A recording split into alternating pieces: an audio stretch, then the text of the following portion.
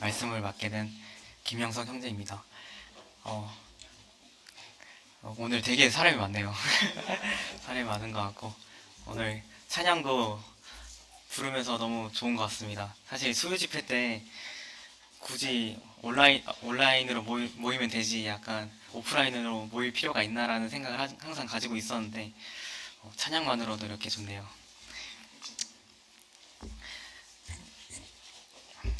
이번 주제 말씀은 35장입니다. 이사야서 35장인데요. 인데요. 저희 10절까지밖에 안 돼서 다 같이 한번 읽어보도록 하겠습니다. 읽겠습니다. 시작. 광야와 메마른 땅이 기뻐하며 사막이 백합화 같이 피어 즐거워하며 무성하게 피어 기쁜 노래로 즐거워하며 레바논의 영광과 갈멜과 사론의 아름다움을 얻을 것이라. 그것들이 여호와의 영광 곧 우리 하나님의 아름다움을 보리로다.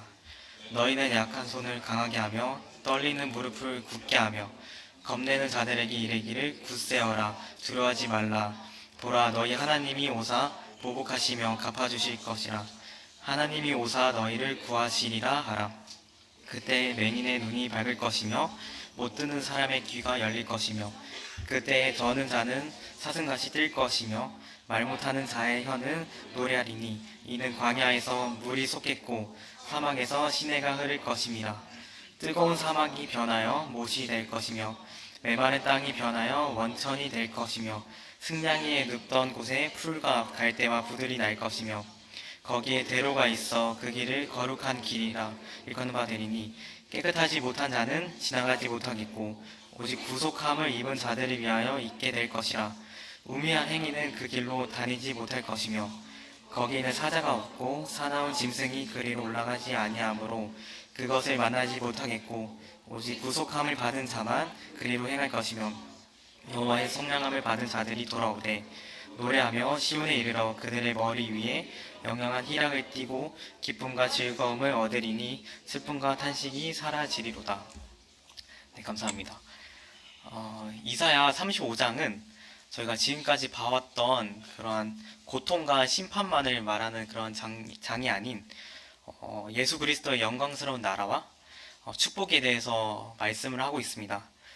지난주에 저희가 읽었던 34장에서 말하던 여호와의 칼을 받는 에돔과 그 전장에서부터 계속해서 저희가 나왔던 하나님을 멀리하고 또한 주님을 배반하고 하나님을 믿는 자들을 오히려 괴롭히는 자의 멸망과 심판에 대해서 계속해서 이사야를 통해서 저희가 보았는데요.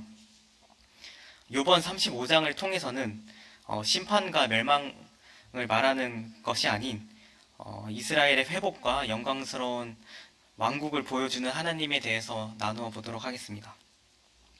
1절 말씀 보겠습니다. 광야와 메마른 땅이 기뻐하며 사막이 백합화 같이 피어 즐거워하며. 말씀을 보면 광야와 메마른 땅이 기뻐한다라고 말하고 있습니다. 사실 저희 모두 도시에 살다 보니까 광야라는 것이 저한테는 체감이 잘 되지는 않더라고요. 그래서 제가 유튜브를 좀 찾아보다가 베어그리스 영상을 보게 되었는데 정말 생존 전문가들도 사실 살아가기 힘든 곳이 바로 광야더라고요. 정말 식물이 자라기 어렵고 물을 구하기가 힘든 곳이 광야인데 이렇게 척박하고 물이 없는 메마른 땅에 메마른 땅이 기뻐하고 또한 꽃을 피울 것을 예언하고 있습니다. 2절 말씀 보겠습니다. 무성하게 피어 기쁜 노래로 즐거워하며 레바논의 영광과 갈멜과 사론의 아름다움을 얻을 것이라. 그것들이 여호와의 영광 곧 우리 하나님의 아름다움을 보리로다. 말씀을 보면 한두 송이 피는 것이 아니라 무성하게 피어서 레바논과 갈멜과 사론의 영광과 아름다움이 비교될 정도로 필 거라고 말씀을 하고 있습니다. 여기서 나오는 레바논은 저희가 다들 아시다시피 레바논 하면 백항목이 떠오르잖아요. 이 백항목은 성전 건축에도 쓰일 만큼 정말 귀중한 재료로 쓰였음을 저희가 다들 알고 계시고 또한 갈멜은 제가 정확히 뭐가 심겨져 있는지 몰라서 찾아보니까 상수리 나무 숲이 자라나고 있는 곳이라고 합니다. 그리고 사로는 그 저희 샤론의 꽃 예수라는 찬양의 가사처럼 그 꽃들이나 아니면 수목이 무성하게 피어나는 곳이라고 합니다. 그래서 해당 지역에서 자라나는 백항목이나 아니면 상수리나무나 아니면 꽃들로 인해서 그 나라가 풍요롭고 비옥하게 될 정도로 그거와 비교되게 무성하게 될 것임을 말씀하고 있습니다. 그래서 저희가 전에 읽었던 33장 9절에 나왔던 구절과 정말 비교가 돼서 제가 먼저 읽어드리도록 하겠습니다.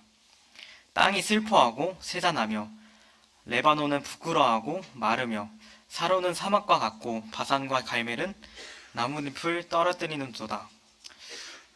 정말 주님의 날에는 33장 9절에 나오는 장면과 저희 주님의 날은 정말 비교가 됨을 알 수가 있습니다.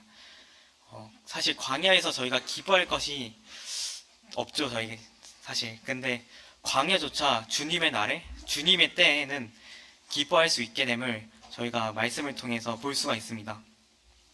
3절, 4절 보겠습니다. 너희는 약한 손을 강하게 하며 떨리는 무릎을 굳게 하며 겁내는 자들에게 이르기를 굳세어라 두려워하지 말라 보라 너희 하나님이 오사 보복하시며 갚아주실 것이라 하나님이 오사 너희를 구하시리라 하라. 사실 지금 당장 저희의 현실은 사실 아까 말씀드렸던 33장 9절에 나오는 것처럼 쇠잔하고 마르고 사막과 같은 상황일 거라고 생각을 하게 됩니다. 사실 저희 각각마다 절망적이고 뭔가 낙담이 되고 걱정거리가 쌓여서 약간 아까 말씀했다시피 사막과 같은 광야 같은 상황에 있을 때가 놓일 때가 있다고 생각을 하게 됩니다. 하지만 저희는 낙심할 필요가 없습니다. 왜냐하면 하나님께서 이 세상을 그냥 두시는 것이 아니라 그 상황을 역전시키시고 괴롭게 하는 자들에게 보복하실 것을 주님께서는 약속을 하셨습니다. 그래서 하나님의 영광스러운 나라가 임할 때 놀라운 구원의 역사가 임할 것을 주님께서 말씀을 통해서 약속하시고 계십니다. 그래서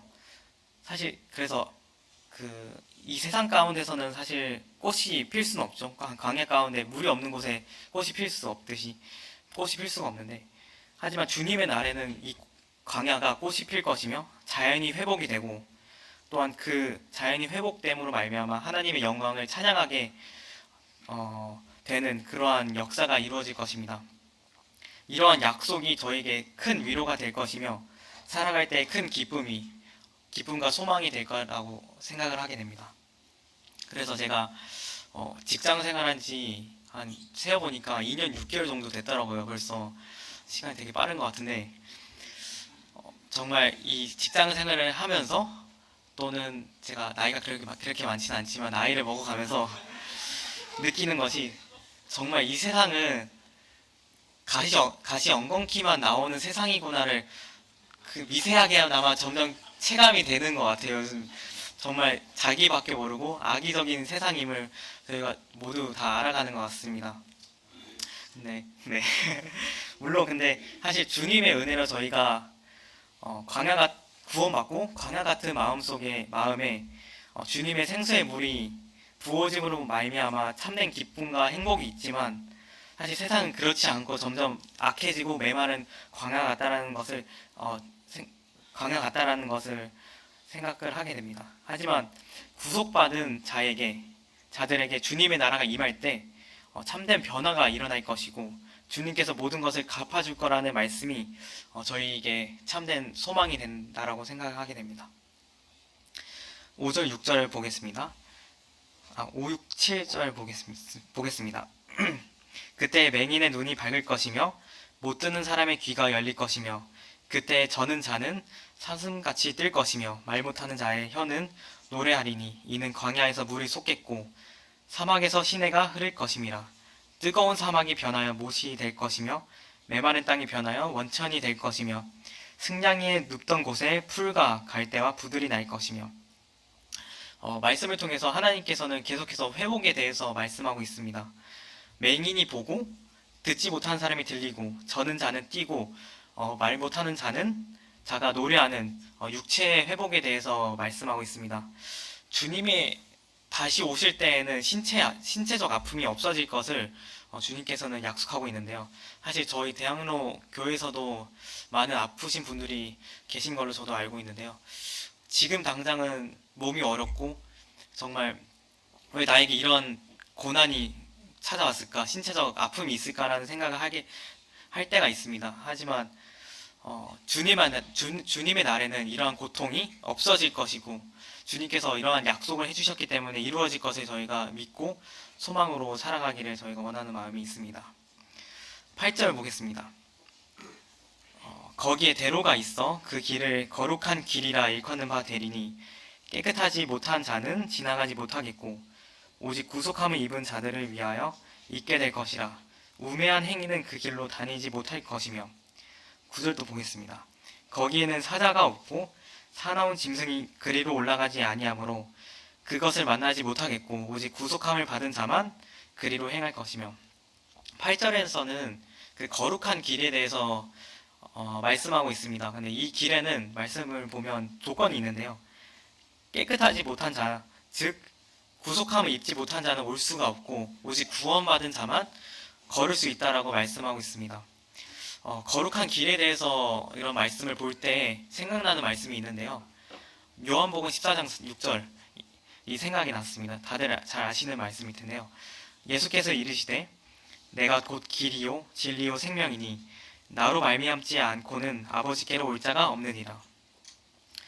이 세상에서 사실 주님을 모르는 자들은 자신만의 길을 걸어가려고 하고 자신만의 뭔가 꽃을 피우려고 노력을 하는 것 같습니다. 그게 좋은 직장이 됐든 좋은 위치가 됐든 아니면 자신만의 쾌락거리를 만들든 여러 가지 길들을 만들려고 노력을 하고 있습니다. 하지만 그러한 것들은 곧 시들 것임을 저희가 모두 인지해야 될 것입니다. 사실 그래서 구원받지 저희가 못한 사람이 지금 있다면 저희가 속히 길이요 진리요 생명 대신 그런 주님께 엎드려서 구원을 먼저 받고 그 다음에 주님의 왕국을 소망하며 그 구원의 길에 들어가기를 원해야 되겠습니다. 왜냐하면 그 길들은 막다른 길이기 때문입니다. 또한 구원받은 성도라면 다른 여러 가지 길들을 보는 것이 아니라 주님이 예비하신 그 구원의 길, 주님께서 예비하신 때의 그 길을 저희가 소망하며 사실 그러한 길을 먼저 걸어가신 분이 예수님이시잖아요. 그런 예수님을 닮아가며 주님을 보면서 살아가야 될 것입니다. 10절 보겠습니다. 여호와의 성량함을 받은 자들이 돌아오되 노래하며 시온에 이르러 그들의 머리 위에 영영한 희락을 띠고 기쁨과 즐거움은 얻으리니 슬픔과 탄식이 사라지리로다. 이 말씀은 저희에게 보증이 되어주는 말씀과 같다라고 생각이 되어졌습니다. 사실 지금은 자연이 사실 회복되기는커녕 나빠지기만 하고 또한 악인들이 더욱 판치는 세상이고 또한 하나님이 어디 있냐고 물어보는 오히려 반문하는 세상에 살아가고 있습니다. 정말 그래서 정말 저희조차도 이 말씀이 이루어질까라는 의문을 가지고 살아갈 때가 종종 있을 때가 있습니다. 사실 근데 10절 말씀에 말한 그런 말씀이 사실 옆집 아저씨라면 그렇게 저희에게 큰 의미가 되어지는 않았을 거라고 생각을 하게 돼요. 하지만 이러한 약속을 하신 분이 이 세상을 지으시고 주관하시고 약속을 꼭 지키시는 하나님이시기에 이 약속을 저희가 기대하고 소망하며 또한 영영한 희락과 기쁨의 그 날들을 바라볼 수가 있다라고 생각을 하게 됩니다.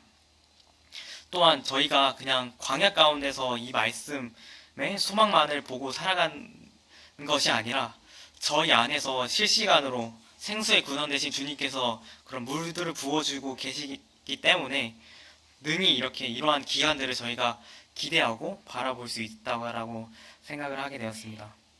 네. 그렇기 때문에 저희는 사실 이 세상에서 즐거운 게 사실 많잖아요.